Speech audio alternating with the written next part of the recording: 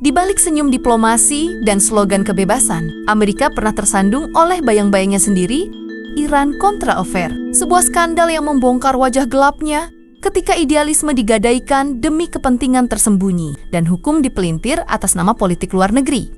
Saat berita itu mencuat, dunia tersentak karena negeri yang mengajarkan transparansi justru ketahuan menyelundupkan senjata, mendanai pemberontak, dan menipu rakyatnya sendiri.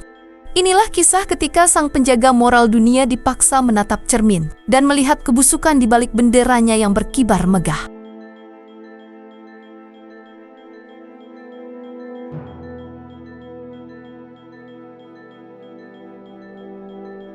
Pada awal 1980-an, dunia masih terbagi dua kubu besar, Blok Barat yang dipimpin Amerika Serikat dan Blok Timur yang dikomando Uni Soviet. Sementara di Amerika Latin, negara Nicaragua menjadi ajang perebutan pengaruh. Pemerintahan yang sah di sana dikuasai kelompok Sandinista, gerakan kiri yang mendapat dukungan dari Kuba dan Uni Soviet. Kelompok Sandinista berhasil menggulingkan kediktatoran Somoza yang selama puluhan tahun menjadi sekutu Washington. Kemenangan Sandinista membuat Amerika panik. Washington memandang mereka sebagai ancaman komunis di halaman belakang sendiri. Di mata Presiden Ronald Reagan, Nicaragua adalah virus komunis yang bisa saja menular ke seluruh Amerika Tengah.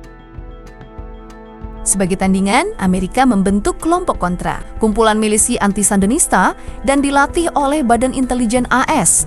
Milisi ini diproyeksikan untuk menggulingkan pemerintahan Sandinista yang sah, terdiri dari mantan tentara Somoza dan pemberontak bersenjata. Mereka dilatih, dipersenjatai, dan diam-diam juga diberi dana. Namun dukungan itu tak berlangsung lama. Kongres Amerika menilai aksi tersebut melanggar hukum internasional dan kemanusiaan. Kongres kemudian mengeluarkan Boland Amendment, undang-undang yang melarang pendanaan pemerintah untuk operasi militer kontra. Secara resmi, bantuan harus dihentikan. Dengan kata lain, Presiden Ronald Reagan dan timnya tidak lagi punya dasar hukum untuk membiayai perang rahasia di Nicaragua. Namun di balik layar, semangat anti-komunis di Gedung Putih tidak bisa padam. Beberapa pejabat tinggi mencari cara lain untuk melanjutkan operasi rahasia itu. Dan dari sinilah awal sebuah konspirasi global dimulai.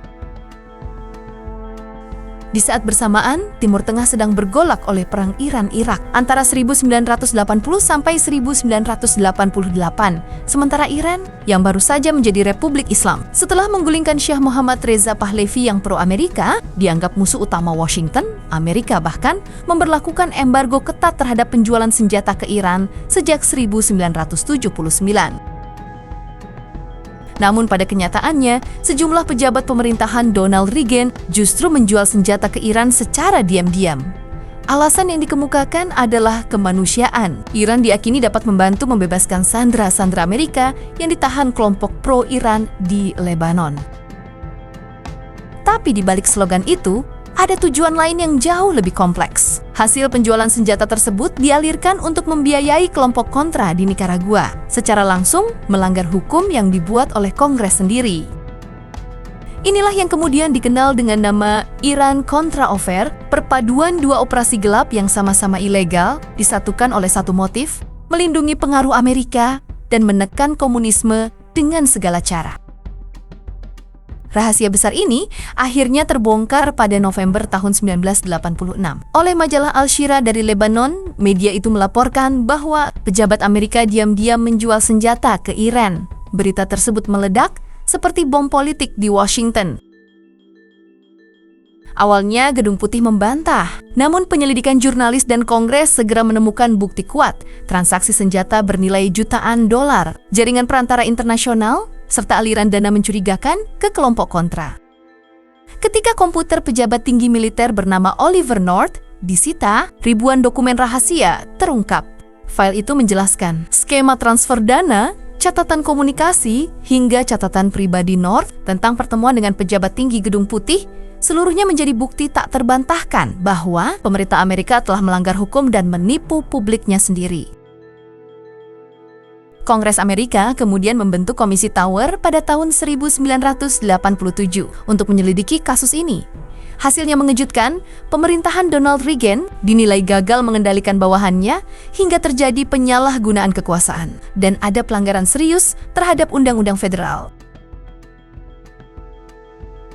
Terungkap tokoh sentral dalam operasi ini adalah Letnan Kolonel Oliver North, seorang perwira muda dari Korps Marinir yang bekerja di Dewan Keamanan Nasional. North menjadi arsitek utama aliran dana gelap. Ia menciptakan jaringan perusahaan fiktif dan jalur perantara internasional untuk memindahkan uang hasil penjualan senjata ke rekening kontra. Bersama John Poindexter dan Robert McFarlane, dua penasihat keamanan nasional Donald Reagan, North membangun sistem logistik yang hampir tak terdeteksi. Diduga pula, Direktur CIA William Casey mengetahui, bahkan mendukung jalannya operasi ini. Sementara Presiden Ronald Reagan sendiri, ketika skandal ini pecah, bersikeras bahwa ia tidak tahu menahu tentang detail teknisnya. Namun catatan rapat menunjukkan ia menyetujui prinsip umum operasi yang bertujuan membebaskan sandera dan mendukung para pejuang kebebasan di Nicaragua. Dengan kata lain, Reagan mungkin tidak mengatur transaksi itu secara langsung, tetapi ia menutup mata terhadap pelanggaran hukum yang jelas. Beberapa pejabat tinggi akhirnya dijatuhi hukuman. Oliver North dinyatakan bersalah atas penghalangan penyelidikan dan penghancuran dokumen. John Poindexter dijatuhi hukuman karena menyembunyikan informasi dari Kongres. Namun keduanya akhirnya dibebaskan karena alasan teknis hukum. Sementara sebagian lainnya mendapat pengampunan dari Presiden George Herbert Walker Bush pada tahun 1992. Presiden Ronald Reagan sendiri tidak pernah dijerat secara hukum, meski reputasinya sempat terpuruk tajam, merusak kredibilitas dan kepercayaan publik terhadap pemerintahannya, menciptakan bayangan kelam di tengah citra pahlawan perang dingin yang ia bangun. Namun dengan kemampuan retorika dan pesona politiknya, ia berhasil memulihkan citra publik saat menjelang akhir masa jabatannya. Ronald Reagan tampil dalam sejumlah pidato publik yang menyentuh dan jujur, mengakui bahwa ada hal-hal yang seharusnya tidak terjadi. Gaya komunikasinya yang hangat dan kepribadiannya yang karismatik perlahan memulihkan simpati masyarakat. Ia meninggalkan Gedung Putih pada tahun 1989 dengan tingkat popularitas yang kembali tinggi, dikenang sebagai presiden yang membawa Amerika keluar dari krisis moral pasca skandal, sekaligus mempercepat berakhirnya era Uni Soviet. Iran-Contra bukan hanya kisah tentang transaksi senjata ilegal, itu adalah cermin betapa idealisme demokrasi bisa berbelok menjadi manipulasi moral. Ketika dibungkus dengan retorika menyelamatkan kebebasan, skandal ini menunjukkan bahwa dalam sistem politik yang mengagungkan transparansi, rahasia negara masih bisa disembunyikan dengan sangat rapat, bahkan dari Kongres sekalipun. Ini juga menandai betapa kuatnya Presiden Amerika dalam menjalankan operasi rahasia di luar batas konstitusi atas nama keamanan nasional.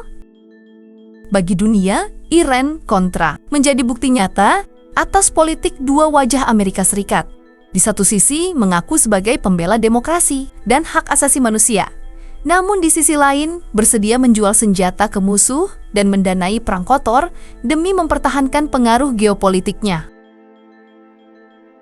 Jika tidak ada media luar negeri yang mengungkapnya, rasanya kasus Iran-Contra bukan sebuah skandal besar, atau bahkan tetap senyap.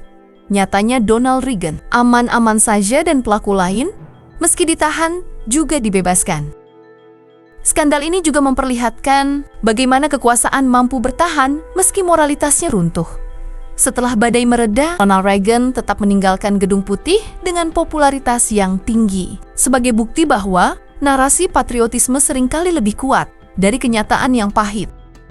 Skandal Iran-Contra meninggalkan luka mendalam dalam sejarah politik Amerika. Di dunia internasional, skandal ini membentuk persepsi baru. Amerika bukanlah negara tanpa cacat moral, melainkan kekuatan besar yang juga bisa bermain di area abu-abu diplomasi dan hukum internasional. Hingga kini kasus Iran-Contra masih menjadi studi klasik di universitas politik dan hubungan internasional di seluruh dunia. Simbol dari kontradiksi antara idealisme dan realitas kekuasaan.